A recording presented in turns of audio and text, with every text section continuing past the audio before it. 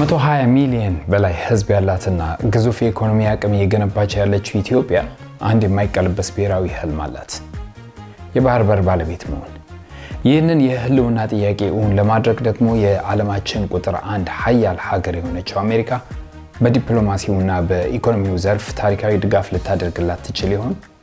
ዛሬ በዋሽንግተን ዲሲ በኢትዮጵያና አሜሪካ የውጭ ጉዳይ ሚኒስትሮች መካከል የተካሄደው ወሳኝ ስብሰባ ይህንን የኢትዮጵያን ትልቅ ራዕይ በድርድርና በአጋርነት ወደ እውነታነት ሊቀይሩ የሚችልበትን ፍንጭ ሰጥቷል። አብራችን ቆዩ።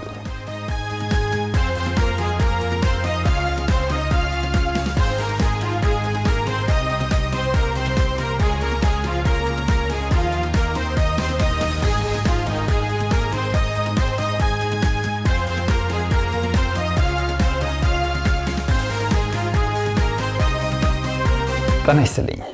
ዛሬ ሜይ 11 2026 ነው። በዋሽንግተን ዲሲ ትልቅ የዲፕሎማሲ ስራ እየተሰራ ነው። የኢትዮጵያ የውጭ ጉዳይ ሚኒስትር ጌዲዮን ጢሞቴዎስ ከአሜሪካ አቻቸው የውጭ ጉዳይ ሚኒስትር ማርኮ ሩቢዮ ጋር የአሜሪካ ኢትዮጵያ የሁለትዮሽ መዋቅራዊ ውይይት አድርገዋል። በቃላት ሲሰማ የተለመደ ስብሰባ ሊመስል ይችላል፣ ግን አይደለም። ይህ ስብሰባ የኢትዮጵያን ብሔራዊ ጥቅምና የአሜሪካን ስትራቴጂካዊ ፍላጎት ያላተመ ወይም ደግሞ ያገናኘ የቀጠናውን እጣ ፈንታ የሚወስን ወሳኝ ክስተት ነው። እስኪ ጉዳዩን በዝርዝር እንየው። አንደኛ፣ የአሜሪካ አዲሱ ፖሊሲ። አሜሪካ በ2026 ባወጣቸው አዲስ የብሔራዊ ደህንነት ስትራቴጂ አፍሪካን የምታይበት መነጽር ቀይራለች። ያ የድሮ የእርዳታ ፖሊሲ አሁን አብቅተዋል። አሁን ቋንቋው ንግድ፣ ኢንቨስትመንት፣ ማዕድን እና ኢነርጂ ሆኗል። በዚህ አዲሱ ስሌት ውስጥ ኢትዮጵያ የት ነው ያለችው? የቱንም ያህል የውስጥ ግጭቶች ቢኖሩባትም አሜሪካ ኢትዮጵያን ለምስራቅ አፍሪካ የጸረ ሽብርና የጸጥታ ስትራቴጂዋ ዋነኛ የደህንነት አጋር አድርጋ ነው የምትቆጥራት። ሁለተኛውና ዋናው ነጥብ እዚህ ጋር ነው፣ የባህር በር ጥያቄ። ለኢትዮጵያ 120 ሚሊዮን ህዝብ እና ለሚያደርገው ኢኮኖሚያዊ እንቅስቃሴ የቀይ ባህር በር ወይም ደግሞ በተለይም የአሰብ ወደብ የቅንጦት ጉዳይ አይደለም፣ የህልውናው ጉዳይ ነው። ነገር ግን ይህ የኢትዮጵያ ፍላጎት አሜሪካ በቀይ ባህር ላይ ካላት ኢንትረስት አንጻር ከአሜሪካ ጋር ፊት ለፊት ሊያጋጫት የሚችልበት ሁኔታ አለ።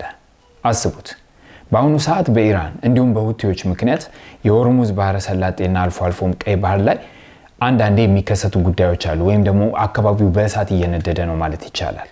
ዓለም አቀፍ ንግድ ተስተጓጉሏል። ስለዚህ አሜሪካ በአፍሪካ ቀንድ ተጨማሪ አዲስ ጦርነት እንዲፈጠር በጭራሽ አትፈልግም።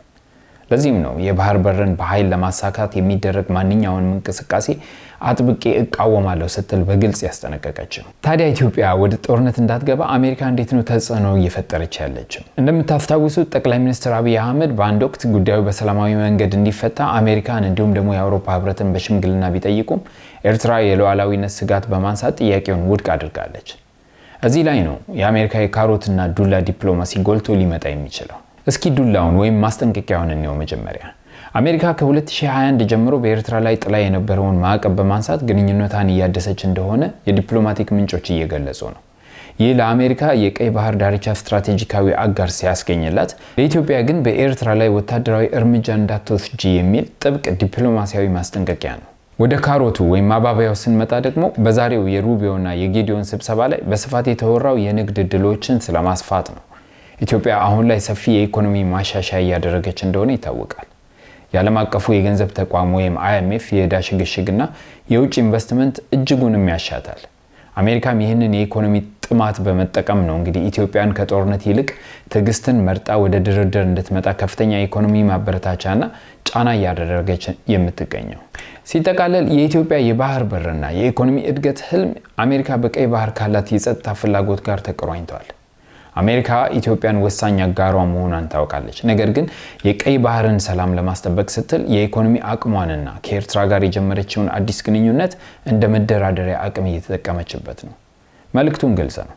የአሰብ ወደብ ጉዳይ መፈታት ያለበት በጦር ሜዳ ሳይሆን በድርድር ጠረጴዛ ላይ ብቻ ነው። የዛሬው ትንታኔ ይሄን ይመስላል። እናንተስ ምን ታስባላችሁ? ኢትዮጵያ በዚህ በተወሳሰበ የዲፕሎማሲ ቁማር ውስጥ የባህር በር ህልሟን እንዴት ልታሳካ ትችላለች? ሐሳባችሁን አካፍሉኝ። ቻለን ሰንብት።